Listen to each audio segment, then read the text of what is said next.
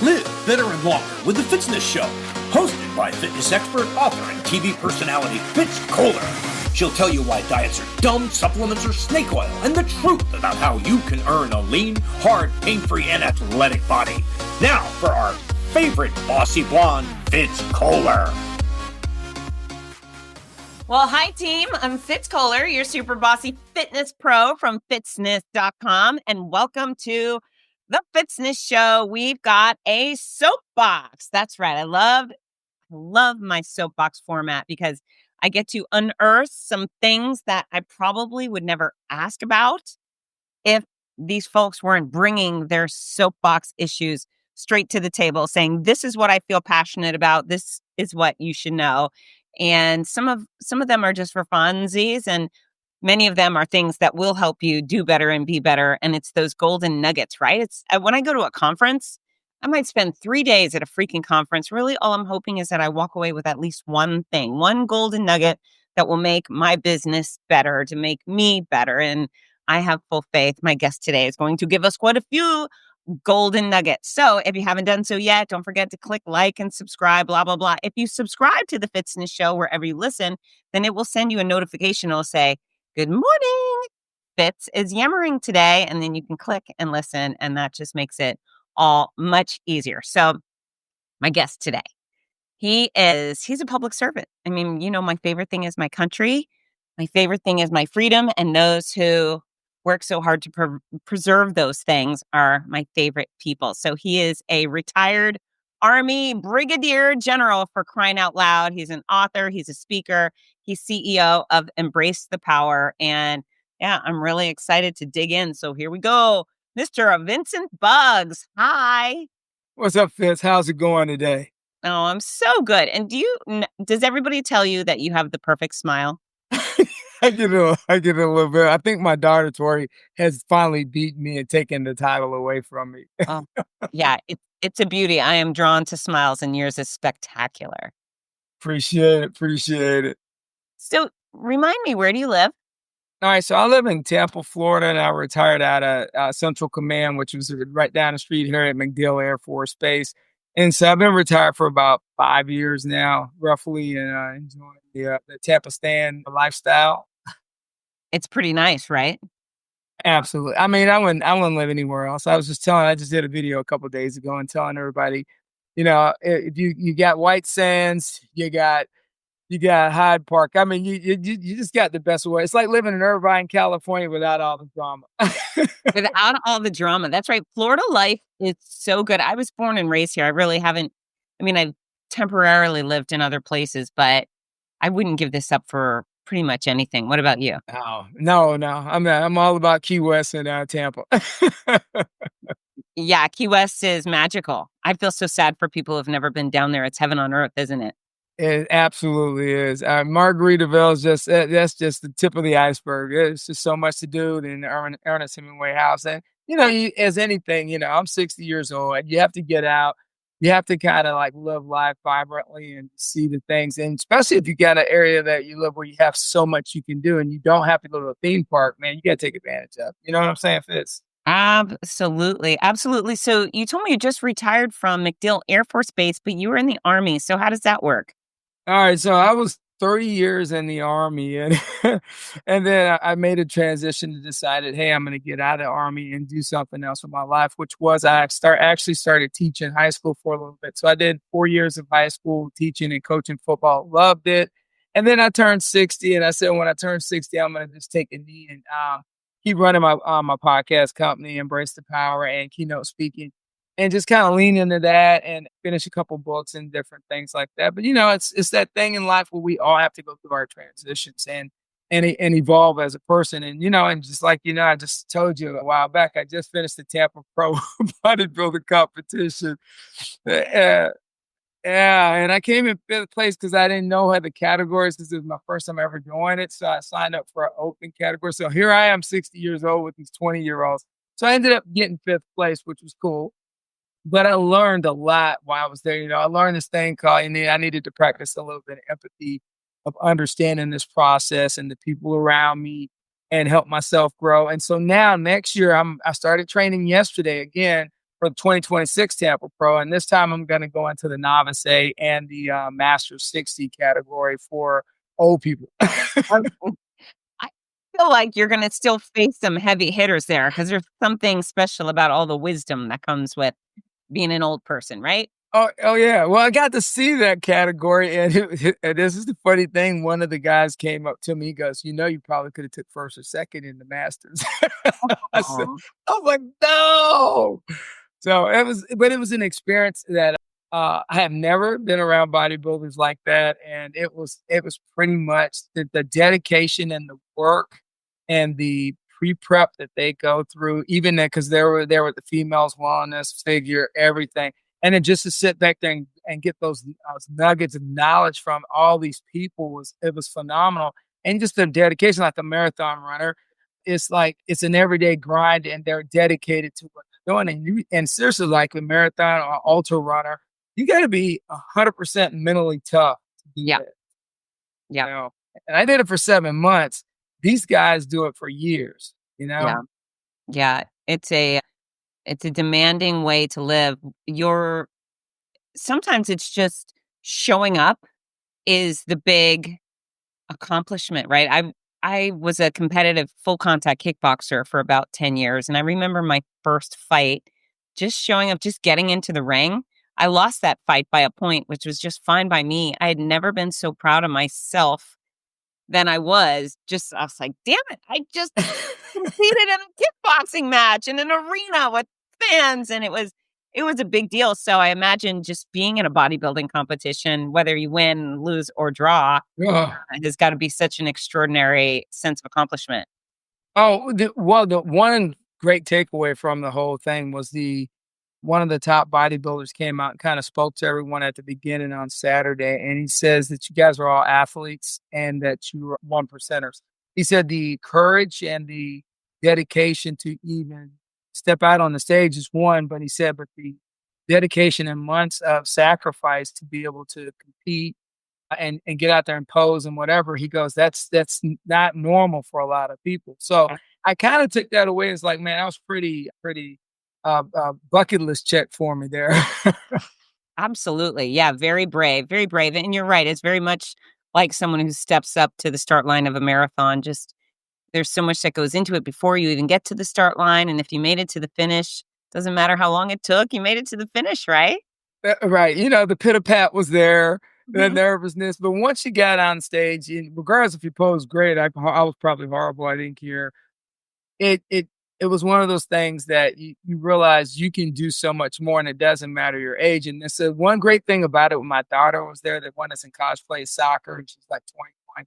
So for me to be out there and do that, and because at the time my wife was in Arkansas, we had a grandson born on Monday, so it was like we can't be in two places at once.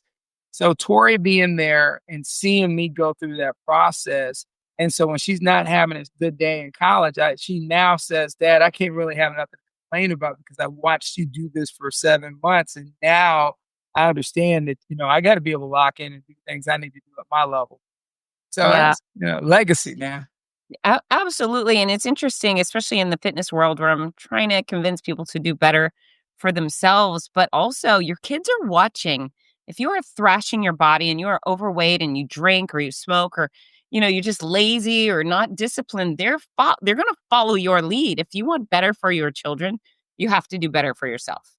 Look, man, you can sit here for the next 2 hours and have Yeah. a Right? podcast on American lack of accountability when it comes to health. I could be here all day with you on that. I know that ain't the thing, but the one key thing that I will say while I was going through this process is just trying to look kind of like yourself. I was brought to tears by multiple people writing me and saying and I did really good at Instagram of posting my journey. Okay. And people wrote me and brought me to tears a couple of times about their 250 pounds, their this. And they started their health journey because of my post. Nice.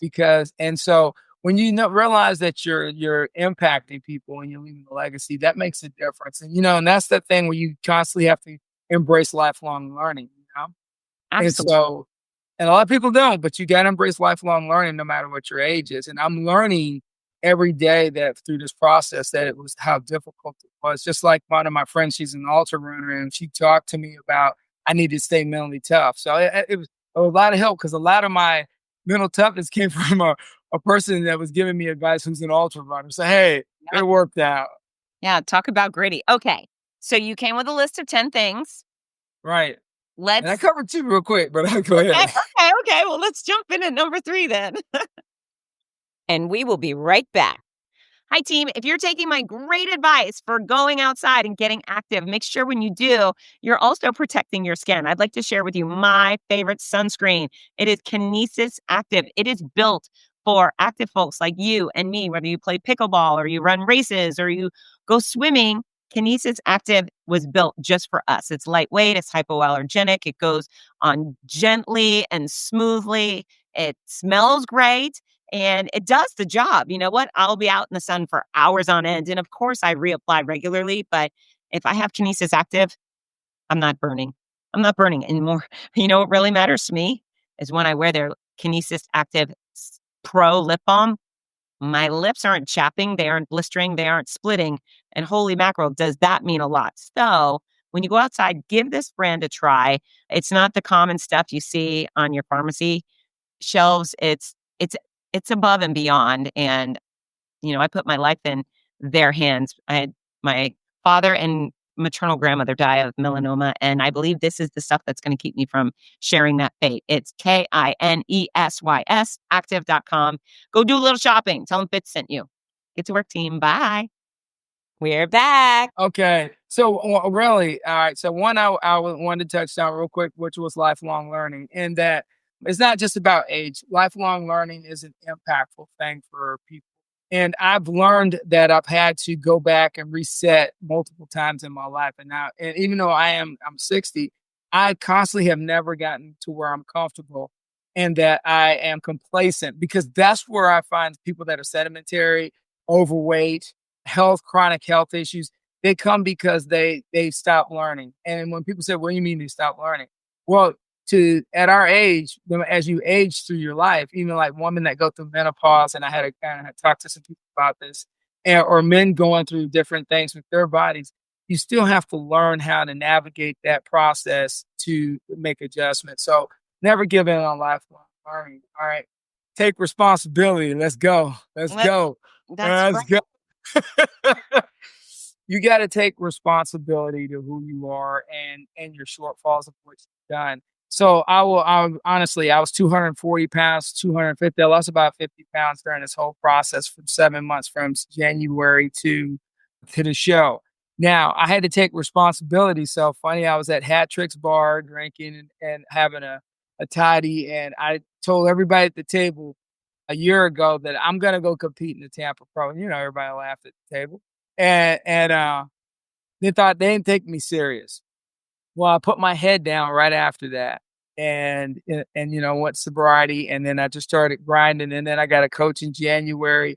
And then we just grinded through. So take, responsibility for who you are. And then I took responsibility. And ironically, I have an 83-year-old aunt who was semi-overweight. She started and signed up for a fitness class because she got so motivated from my post on Facebook. So I was like, okay, hey man, I'll go with that. All right. So, and then, you have to communicate clearly with people, and I think I had to communicate clearly with myself about my shortfalls and who I am and the things that I needed to do to change to articulate that Vince Buggs needed to do a metamorphosis from being 240 pounds, high cholesterol, taking the pills from the VA office and getting to where I'm like pill free. And I'll pause right there. Well, so isn't it interesting how many people just, they want what you and I have. They want to feel good. They want to look their best. They want their body to perform, but they're not willing to put in the work. They're not willing to start. They want this thing called fitness and health, right, but they've overcomplicated it in their life. And the other thing, you said it right, is they're not willing to take responsibility. They'll point the fingers at their ancestors or this or that or their budget, where, you can be really fit with very little money, and you can definitely change your family tree. If you came from an overweight family, you just have to stop behaving like the rest of your overweight family and start behaving in a way that will lead to a healthy, fit body. It's pretty uncomplicated, isn't it? Yeah, well, I mean, but Fitz, you just said it. Mankind was never intended to be overweight. Right. So the question we have to ask ourselves is, how do we not prioritize our health over what we need to do? And that's just another nugget that I'm gonna pass on in my out of my 10 things to people is how do you not prioritize your health? And then the amount of time that you waste. And then I always hear people say, I don't have enough time to go work out. And then when I see them on the hours that they're wasting at doing certain things, it doesn't take much to go out and walk. Okay. You're in Florida, Todd, then if you live in suburban America, like where I live, we got 4 gyms within our complex that you don't have to pay for. Yeah. So I struggle when I see someone here lives here, says they're overweight. We have walk paths. So everybody doesn't have those amenities in their neighborhoods. But even if you don't, I remember growing up back in the day, we didn't have anything where I lived. And I used to just put my Converse on and go run like Rocky, So it kind of shocks me that we justify body positivity of being overweight. Listen, social media has done so much damage Right. to I say about the last 30 years that we have, and people want to complain about American obesity. It's called prioritizing health. And it starts with the parents. And this is a study, a known fact from a study. I was shocked. I wish I could cite it right now, but the fitness of the mother is translated to the kids. The drive of wanting to do things is driven by the father. So the weirdest thing about everything is when children see their mother, that she's taking fitness and health as a priority, actually the kids follow suit. The drive and the drive to pursue goals and aspirations, they say, comes from the father. So it's pretty ironic is that we don't take that serious. We don't even think about it. Right. Well, what a benefit for children to have 2 parents. How about that, right? Right. Yeah, we get beyond that one all day today. Because that was by design, government design, whatever conspiracy theorists you want to go with. But at the end of the day, it comes down to personal choice, right? Right. Right. I mean, kudos to all the parents who are doing it alone, but to disregard a mother or a father is, I mean, 2, gosh, raising a child is really tough. So to have at least 2 people who love and want to mentor and guide a child seems necessary, right? Yeah, And I don't care what gender they are. yeah, and I'm one of those anomalies that, and we're really successful in my family from my mother. But we're successful because once again, she prioritized health and being driven. My mom's 80 something years old. She goes to water aerobics. She goes to fitness class. And when she was 73, she got her PhD. So once again, she translated her drive to her kids. So her 4 kids ended up being successful. And people will say, well, how did you have 4 kids and you were divorcee and your kids are all successful? It's because she showed us that just because we have tough circumstances, you push through those. Right. So isn't that fascinating where some people will say, I have tough circumstances. I can't, I never will. And it's to blame on my tough circumstances. And then some people say, okay, I've got tough circumstances. I'm going to figure out a way and I'm going to force the issue and I'm going to make my life better and I'm going to make my children's life better because I'm determined to. Take no prisoners, make no excuses, right? Right. Well, I asked her one day. I said, look, you could have got on welfare. You could have done this and this. I did. I asked her. And she looked me dead in my eye and she said, that would be setting conditions that aren't what I want my children to have. So she said, so she worked 2 jobs and went to school at night. And she said her work ethic and grind was because she knew she could do better. And she realized she was in a situation. And she said the only way out of that situation is you have to find a personal drive, which I go one of my things was called being grateful.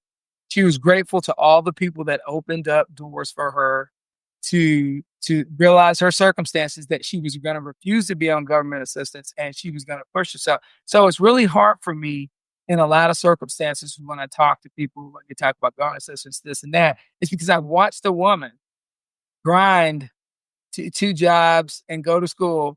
And then she ended up working at the Pentagon. Wow. Pinnacle of her, one of the top people at the Pentagon.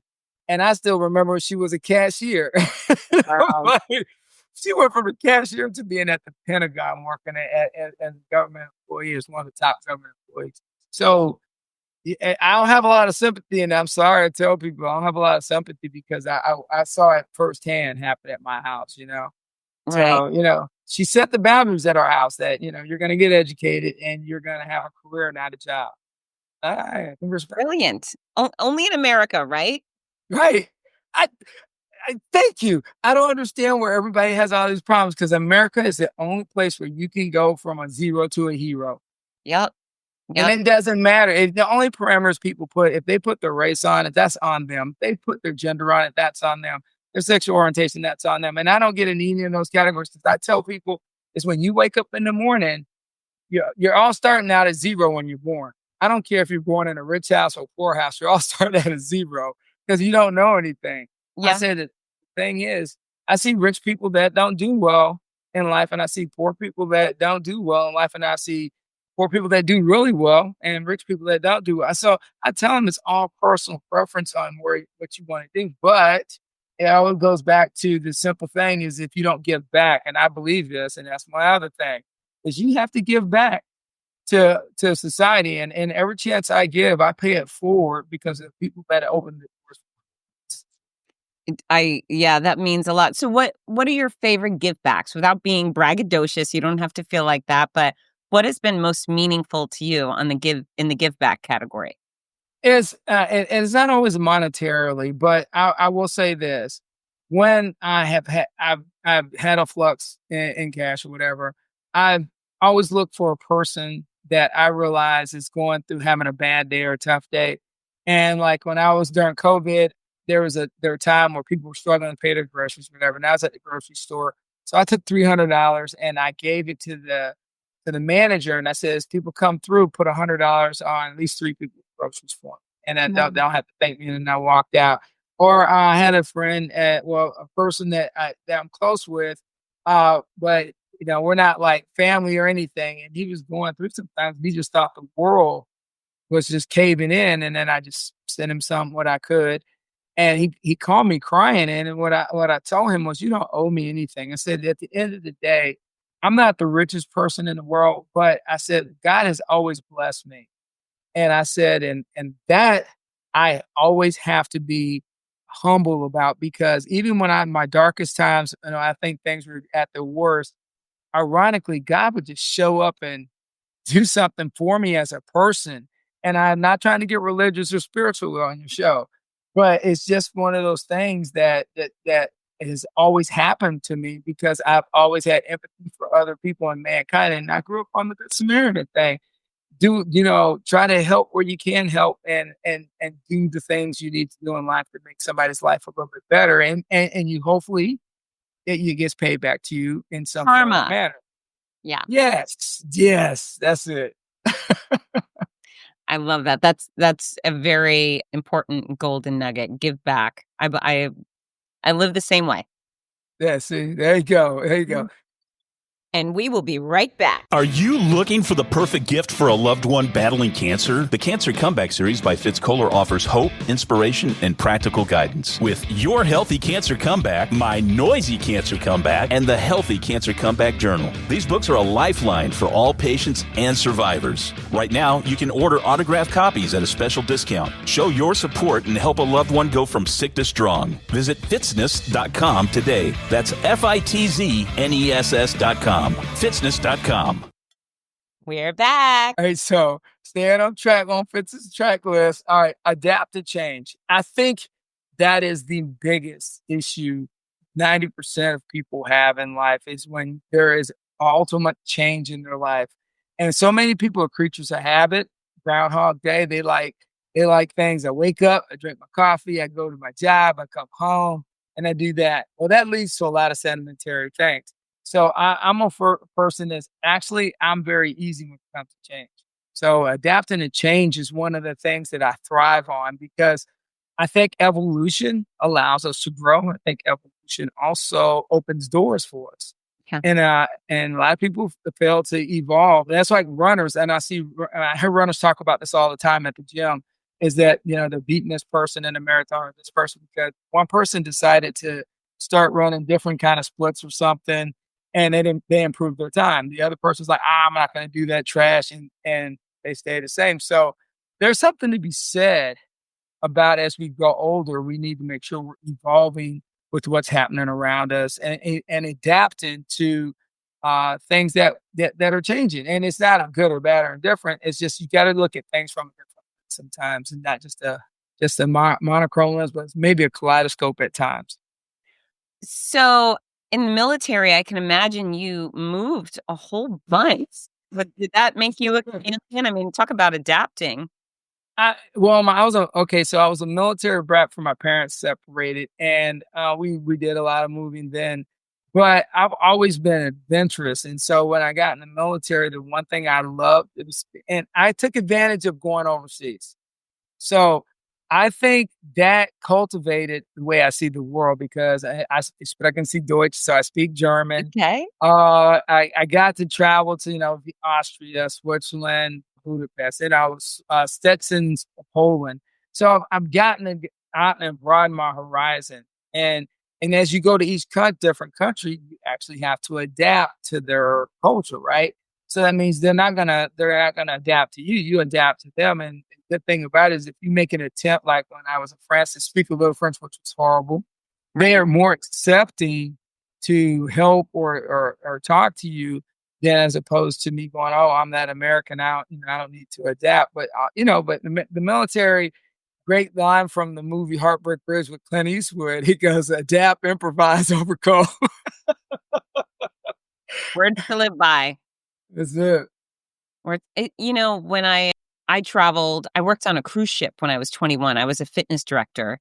And so we went through every country in Scandinavia, England, France, Russia, and all of that travel not only, again, caused me to adapt and learn. I never got off the ship without knowing how to say, excuse me, please, how much, where's the bathroom, thank you, I love you. There was a little laundry list that show courtesy to them, which I think is very important.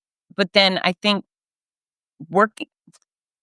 adjusting on my toes in strange places. I ended up in the subway in Russia. Trust me, nothing, at least back then, was adaptable to English or Americans. Right. And I found my way through Russia on the subway and got back to my ship. I don't know how I did it, but that left me way more confident than I was when I walked off the ship that day. It's being thrown into the fire shows you what you're made of, right? Right. But you just hit a key thing, and a lot of people don't understand. I mean, need to take in homage. And there's this old commercial from the 70s that in Germany back in the day on American Armed Forces Network. And I was probably like 5 or 6 years old when I saw it.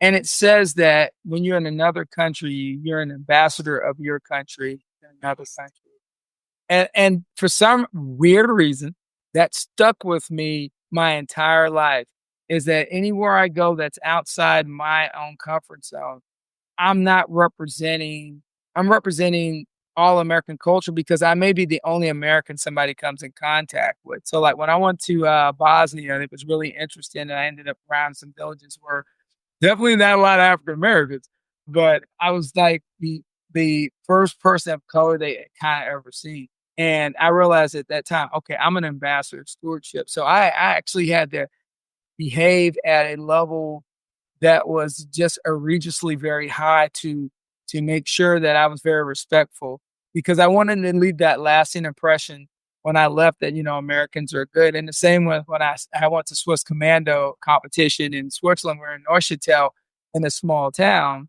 I had to make sure when I was there with the kids, talking to the kids, that the impression I left was a positive impression. And I'm going to honestly tell you, a lot of times Americans, tourists go places and they don't leave great impressions. Lately, these cruise ships, I don't know who leave impressions. Right. But, I see that a lot, that we have to remember that we're guests in someone else's house. And when you come to someone else's house, you take shoes off. You're supposed to do the right things, you know? Brilliant advice. Brilliant advice. I hope that all 4 or 5 billion people in the world listen to this episode just for that. Everyone, like the Super Bowl, to listen to this, just to hear that advice. Isn't that right? Behave, be kind, don't be a Karen, don't like throwing a tantrum, and usually throwing punches is almost never the right answer, and it's never a solution. Right. So you gave me a beautiful segue into my last out of my 10. You gave me a beautiful. It's called reflect regularly. And sadly, most people don't reflect until they're too old to make adjustments to what they've done in life. And I'm just not going to get deep on this because I'm just dealing with other things. But after you gave me this list, I had to really think about something. And what I realized is now that I'm 60 and I'm talking to a bunch of the 80-year-olds, 70-year-olds, they all have baggage, right? Unsolved baggage. Yeah. And they didn't regularly reflect on their impression on what they did to people, how they treated people, how they cultivated people.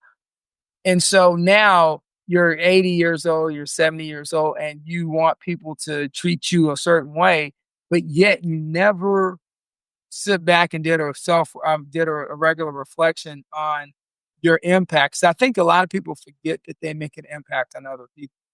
Yeah. And then you expect those people, for some reason, forgiveness is one thing, but you expect those people to forget their egregious behavior and just be like, okay, but life doesn't work that way. And I always lean back on my song "Cats in the Cradle" by Cat Stevens. Is everybody has their time. And then everybody's life goes on. And sometimes people have to move on because they don't have time to go back and adjust because when they had time for you, you didn't make time for them. It's so interesting. My last Soapbox episode, we talked about cats in the cradle too. Yeah. It's a lot of that going on these days. Yep. Yep. Yeah. You know what? It's be kind and be attentive. When I see folks walking around, whether it's a waiter or someone shopping at the grocery store, the older folks, I see my mother, like in all of them. I think about her struggles and I transfer them to these older folks. And even if they're cranky, I think, oh, they must have some aches and pains or so forth. And when I'm at a restaurant, if there's, a younger person waiting on me, I think about my son. And if he were waiting tables, and I would hope nobody would be rude to him or disrespectful. And so I think if we started looking around, unless someone's being a lunatic, like if somebody comes up to me swinging, I'm going to grab a bat and I'm going to let them know that they made a bad decision. Right. But, and just generically, I can impose someone I care about on another person and just choose to be a lot more patient and kind with them. Right. So I'm gonna make a suggestion to your audience is you need to, when you're at a restaurant while someone's waiting on you, get to know their story. It takes you 5 minutes to ask them, how's your day going? Tell me a little bit about yourself. And I've started doing that over a course probably about 10 years ago. And what I found was my service increased. Okay. Yeah. And I became a priority in the restaurant to whoever was waiting on me. But I started realizing I was changing some people's attitude and lives because somebody took a split second to say, how are you doing today? And your waiting tables, what else you got going on besides this? And then they want to share their story. Because so often we run into young people, and we never ask them their story. You get in there, you're so busy with, I got my head down on my phone, I'm ready to eat, I got to go 100 miles an hour, American, and then this roll. I think in the olden days, the advantage I have is that people used to slow down and actually talk to people, and ask them how they were doing. I miss the old days where I would be somewhere and someone would say, hey, good morning, how are you? And they would sincerely mean it. It wasn't like they were just doing it because it was something they had to check the block for to keep the customer service checklist good. They genuinely meant it. And to see that art lost and not being taught at the management level in restaurants, and the cleanliness not being taught, It's sad. And I tell a bunch of CEOs, I just talked at a company last week, and I kind of said, if you want better customer service or you want better leads, then start your approach with finding out who you're dealing with. Or you go into, hey, this is how much money it's going to cost this to get your leads. And we will be right back. Wouldn't it be fun to feel like a celebrity on race day? Imagine if all the spectators between the start and finish line were calling your name. Well, they would if they could. And that's why you have to tell them by ordering the Name Bib Kit at penandpaces.com. It's a waterproof, tear-proof bib. You can put it on your chest. It comes with 2 sets of alphabet stickers for you to write your name. And so as you cruise on by, everyone can say, go Katie, go Jamal, go Susie, whoever you are, they're going to cheer for you. I promise. It's a special way to race. I ran the Boston Marathon with my name on my sports bra. Felt like everybody in the town of Boston was cheering, go Fitz. And I want that for you too. So head on over to penandpaces.com right now, order your race bib, and have the time of your life. We're back. So I was at this company, and I kind of gave them some nuggets of knowledge is that, you need to really build a rapport and a relationship with whoever you're doing business with, regardless. I love that. That's all I have to say is I love that. That's it. That's it. And that's really smart business too, because they can tell you what they need, and then you can tell them if you can fulfill their needs, right? Absolutely. Absolutely. So your speaking career, tell me about that. All right. So I kind of ironically fell into an awkward situation. Somebody that worked for Amazon, I needed a guest speaker one day. And I was at General in Washington State at the time. And this is as crazy story as I can make this. My sister actually worked for Amazon. So she's pretty good working high up at Amazon. And this person asked me to come, that they needed somebody for a Veterans Day to speak. So I went to Amazon and I spoke. And you don't realize the impact you have on people. Because when you're an officer and you're speaking to soldiers, because you're the general, everybody's got to listen. Right. So I'm at Amazon speaking to all these civilians and prior service veterans. And I got done. The amount of people that came up to the stage, asked for my autograph and started talking to me, clicked that. I realized that, I was kind of gifted with gab, but I realized the impact words have on people. But you don't realize how powerful your words are until someone's having a bad day, going through something, and they walk up to you and they cry on your shoulder. This lady came and cried on my shoulder and said, God put you in my way. You gave me the words I needed because I needed some encouragement today. And that right there is the stuff that as a keynote speaker takes your breath away if you're a sincere keynote speaker. Now, there are some keynote speakers out there that are on cruise control. They got a script. That's them. I believe in being genuine, and I charge people an arm and a leg to go speak anywhere. Because my whole heart is about trying to do good for society. Because my grandfather said that a man's value is in not money, but in his legacy on how he impacts society. And he goes, more poor men have made a bigger impact on society than rich men. Love that. You were so very fortunate with some real wisdom shared down from your grown-ups. I mean, really, Louisiana. Louisiana, man. Incredible. I didn't have that. I really didn't have that. I mean, I think my mother raised me well. My dad was kind of out there, and great, but not. There's not a whole bunch of golden nuggets I took from them. My mother taught me to be a patriot. That was the number one thing she instilled in me, is how blessed we are to be Americans and how important freedom is. But other than that, I don't have those golden nuggets. You are very fortunate to have such wise people ahead of you that shared and steered you in such good directions. Well, and I think what happened, those people helped me prioritize what was important, right? And when you grow up without your dad being around, or that Papa was a Rolling Stone, right? You try to strive to be a better version. And so, like I always tell people, and I tell my daughters this all the time, I said, no knock on your grandfather, but the bar wasn't raised that high. So lovely to the death, but the bar wasn't raised that high. But what I saw was my mom with a high bar. I saw my uncles with a high bar. And then I saw people that were coming. And thing is, not to go down no crazy roads with that, but I saw people come out of segregation because I'm born in the 60s. So they came out of segregation and they embraced America for what it was. And instead of being hateful and resentful, they were thriving to be multipliers within the system that we live in. And with seeing that made me realize when I had the time to go in my service for the military is that people used to always go, I remember when I was a lieutenant, somebody asked me this crazy question. Well, why are you here? Well, what, you want to serve your country and God? I said, no, sir. I said, my job is only one job is to protect what's important, my family. And the best way I can protect them is being in this uniform. Brilliant. So, yeah. And I think it shocked General Durgans at the time. He was like, what? I never got that answer.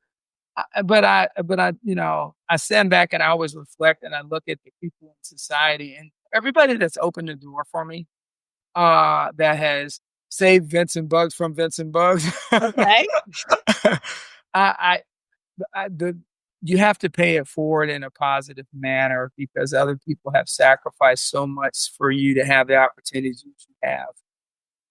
Do you ever do you ever find yourself in front of audiences, and I'm not sure what what exactly you're talking about all the time, but I just heard that your family chose, instead of being resentful for the past, you'd be grateful for the evolution. Yes.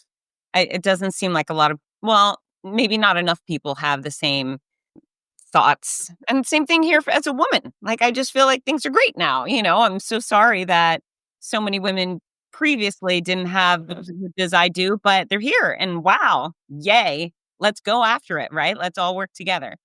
Well, so let's really talk. I mean, you pull that back, so I always use this thing I talk when I speak. It's called mission, strategy, destination, right? So we all have a mission in life.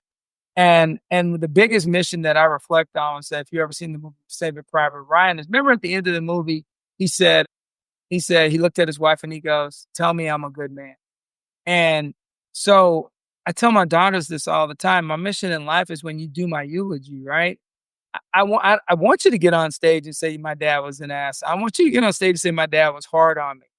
But I want you to say my dad was a good man. My dad was there to make sure that I did the right things. And, and that's my mission in life, is that my legacy for my grandkids, for my daughters, is that when they're there, they were like, for my mother, giving her eulogy will be the easiest speech I'll probably ever give. Now, emotionally, that's a whole nother subject. Of course. But it will be the easiest thing because her benchmarks and her wins were a lot.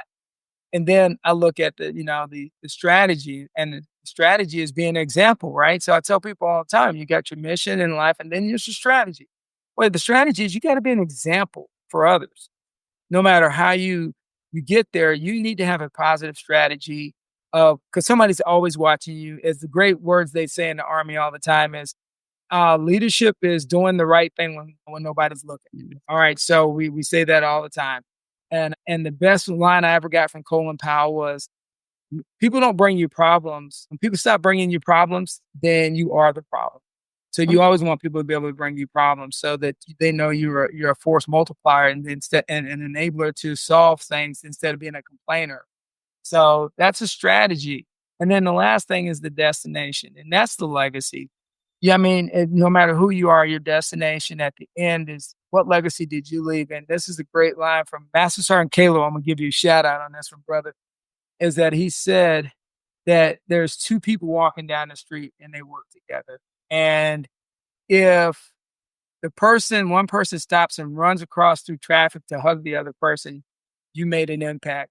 And if you both see each other eye to eye and you keep walking, what legacy did you leave? What impact did you leave on that organization? He says you always want to get hit by the car trying to hug the other person and let them know they did it. They impacted your life.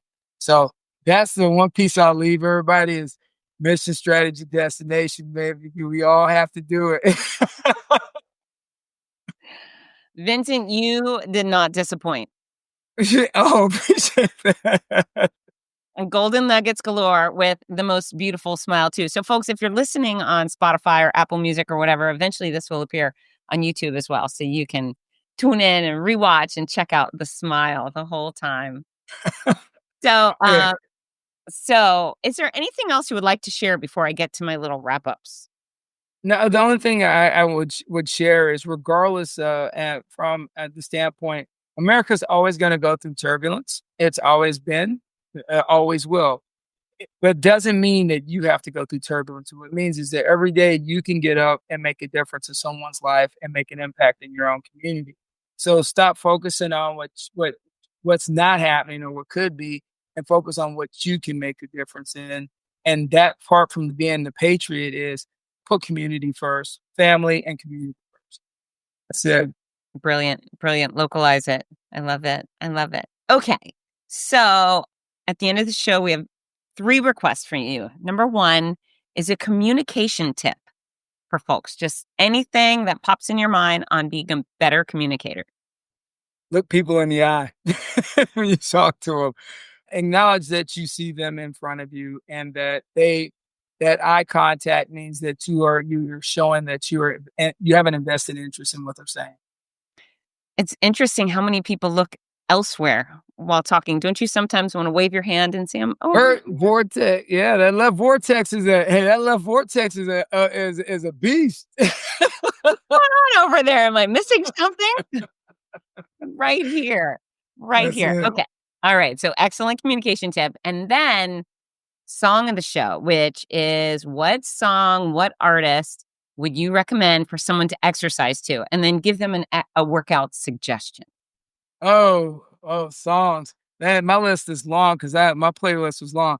Actually, today my biggest one was a song called "Would It Be?" I want to say by the Vamps this morning or something like that. Okay. And the biggest workout tip I would tell everybody is just to sit down and do body squats, because what happens is if you don't have your front quads as you get older, then you're liable for everything. Weirdest thing is your legs are your vehicle to success as you get older. So doing 50 front squats, body squats a day prevents a lot of injuries down the road.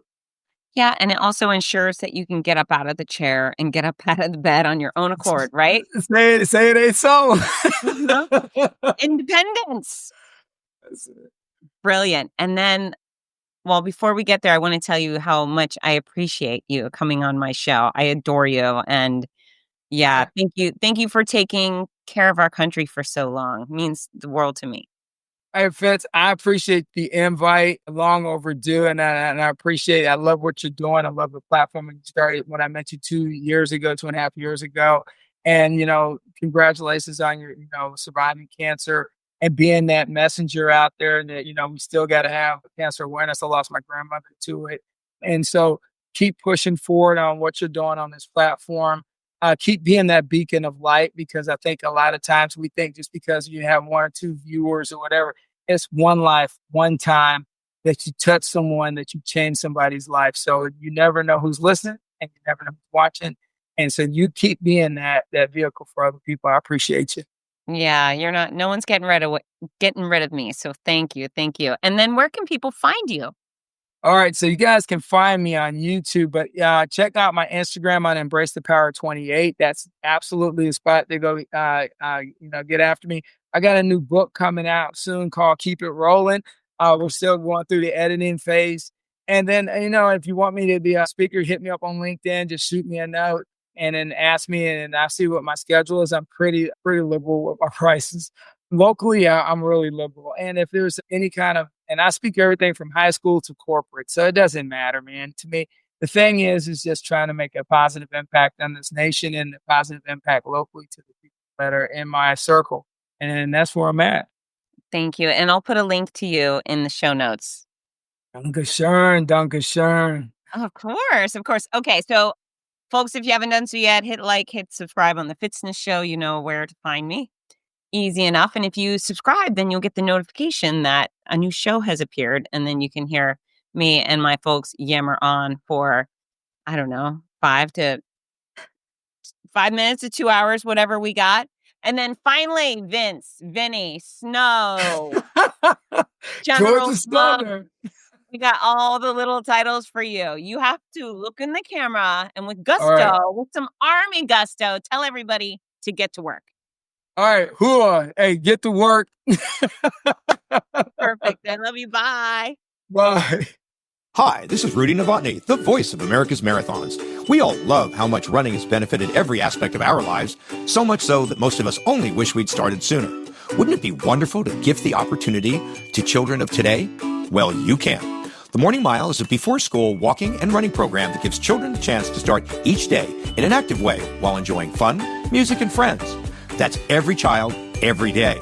It's also supported by a wonderful system of rewards, which keeps students highly motivated and frequently congratulated.